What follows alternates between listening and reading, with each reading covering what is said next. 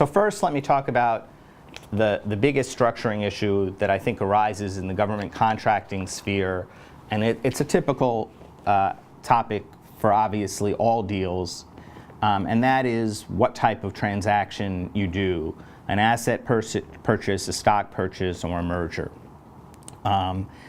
This obviously comes up in every deal. Choices usually the choice of type of structure is usually influenced by a number of factors: tax, the number of shareholders involved, the number of consents required. However, where the target has government contracts, the issue of consent and assignment becomes that much more important. This is because of the Anti-Assignment of Contracts Act, which provides that a government contract cannot be assigned and any purported assignment is void. The exception to this is if you do a novation, which literally means the substitution of a new contract in place of the old one.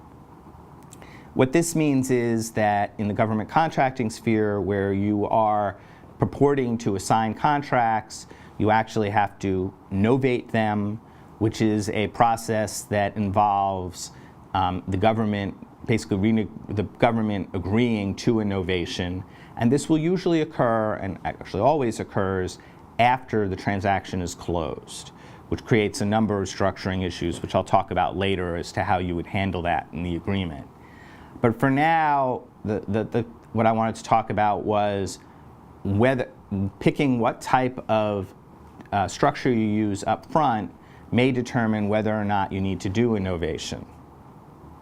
With stock purchases, the CFR, the Code of Federal Regulations, is actually clear that a novation agreement is not necessary because there is no legal change in the party contracting with the government.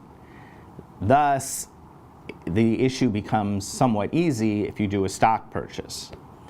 With an asset purchase, it's pretty clear that you will need to do a novation agreement because you can't actually assign, the target can't actually assign the contracts.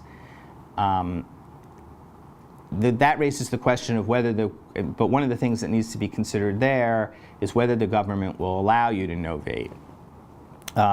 It's important to the government that the acquirer have ability to perform the contract. Thus, they must be buying all of the seller's assets, or at least all of the assets that are used or required to perform the government contract.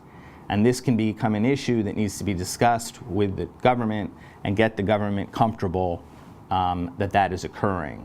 As I said, this can be somewhat awkward in that often this discussion is actually going to take place after the deal has actually closed.